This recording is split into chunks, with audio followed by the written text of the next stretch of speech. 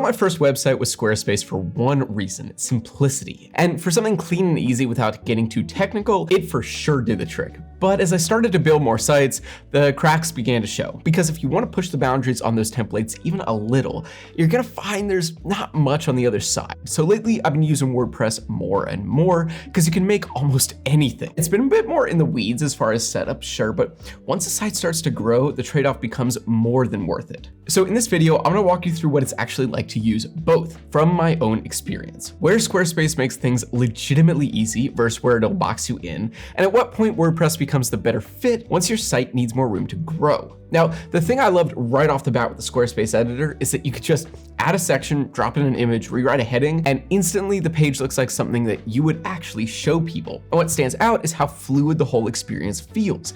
Nothing jumps around. If you move an image slightly off center, it'll snap right back. The entire editor makes sure that everything is aligned properly, even if you're not thinking about design like at all. And Squarespace never just hands you a blank page either. It's all about structure. You work inside defined templates that already have good spacing and margins built in. By the way, spacing is the breathing room between elements, and margins are those little invisible edges that keep things from bumping into each other. In general, those are the things that make a website look balanced, clean, and Squarespace handles all of them for you. So instead of worrying about whether something feels off, you just focus on the content and the template keeps everything aligned. It really does feel like painting inside the lines, right? You pick the colors, the words, the images, sure, but the outline makes sure the page stays in order. And a lot of this relaxed, easy vibe comes from the fact that Squarespace does a lot of work without telling you, like hosting. Already handled. Squarespace runs the server that keeps your site online. They'll set you up with SSL automatically, which is that little lock icon that you see next to your URL. It just tells visitors that the connection is safe. It's crucial in all cases, but especially if you're taking payments, because obviously people are giving their credit card info. There's also caching running in the background, which is when your site saves copies of pages so that they load faster. And again, you're not configuring any of this, but you do feel the results. The site stays stable no matter how many changes you make. And over time, that consistency is super valuable. I remember this one time I changed the fonts across the entire site. Naturally, I'd expect something to shift out of place, but the spacing adjusted itself perfectly. This other time I added a whole new section in and just assumed the mobile version would be completely out of whack. But again, the layout had already recognized and reorganized automatically. Even publishing feels predictable. You refresh the page and everything stays exactly where you left it. Basically, Squarespace handles the structure so you can focus on what you want to say. And for a long time, that was exactly what I needed. A place where one small adjustment wouldn't just break the whole layout. But eventually you do want more. See, maybe it's a tighter product page. Maybe you want a layout that the template doesn't support. Or maybe you just want to put a button where the system says that you can't. That is when you start to feel the limits. The template keeps the design clean, but it also keeps everything uniform. It'll bend, but only so far. In the beginning, those guardrails make Squarespace super easy. Later on, they become the thing you bump into. And that is usually where WordPress starts to make more sense. Not because Squarespace fails, but because your site has grown into something that needs room to stretch. So when you move over to WordPress, the first thing you'll find is there's actually two versions, WordPress.com and WordPress.org. They might look similar, they function totally differently. WordPress.com is the hosted version. Kind of similar deal to Squarespace where they run the server for you and handle all the technical work, but also limit what you can change. Like there are certain plugins you're not allowed to install unless you're on a higher tier. Plugins, by the way, those are like these small add-on tools that'll give your site new features, so those limits start to matter as your site grows. Now, WordPress.org is the version that almost everyone actually uses for a real business or store, or just about anything really long term.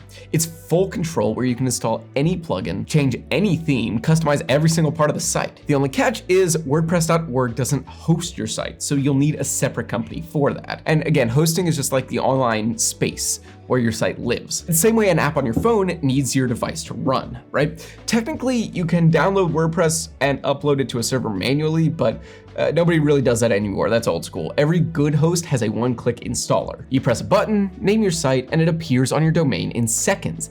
That is how I've installed WordPress for years at this point, like a good decade. The host I use, Hostinger, has always made the setup as easy as that.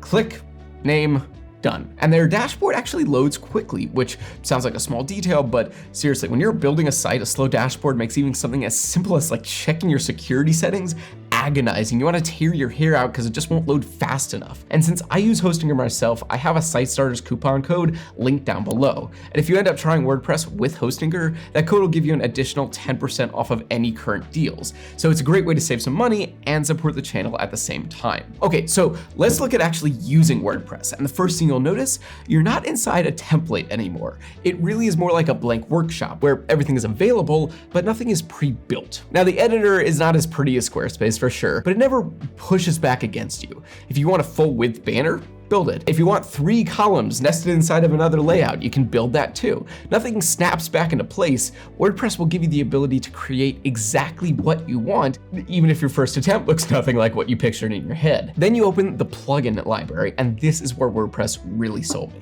You have things like reviews, galleries, pop-ups, memberships, bookings, custom product fields, SEO tools that help your products show up in search. Basically, anything that you've seen on other websites, you can find here. And instead of waiting for the platform to add a new feature, you just install a plugin and it appears in your dashboard. I remember once adding a review plugin to a store I was building, and it made the entire product page feel more complete because it showed other people that I was a credible and reliable seller. And coming from Squarespace, I mean, it's a huge step up. You stop thinking in terms of what does the template allow and start realizing that you can add whatever the site actually needs. And that is where hosting becomes a part of it. See, WordPress will give you freedom, but the host behind your site is what decides how smooth or frustrating that freedom feels. A fast server makes WordPress feel light and responsive. A slow one makes every single click lag.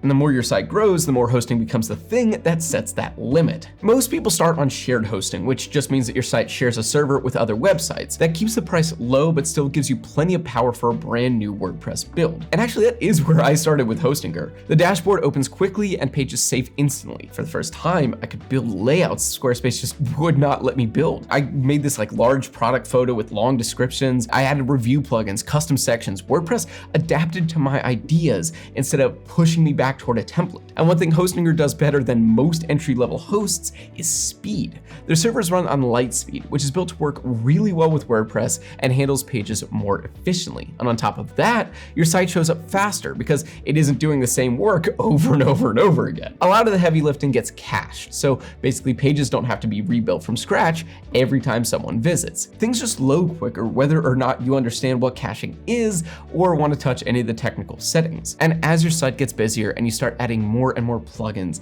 you'll inevitably feel the moment where you need more power. The dashboard slows slightly, saves pause for a second, image uploads hang halfway. Nothing dramatic exactly, but enough to tell you that the site has just outgrown the plan. That is when you want to upgrade. And this is another place where Hostinger stands out.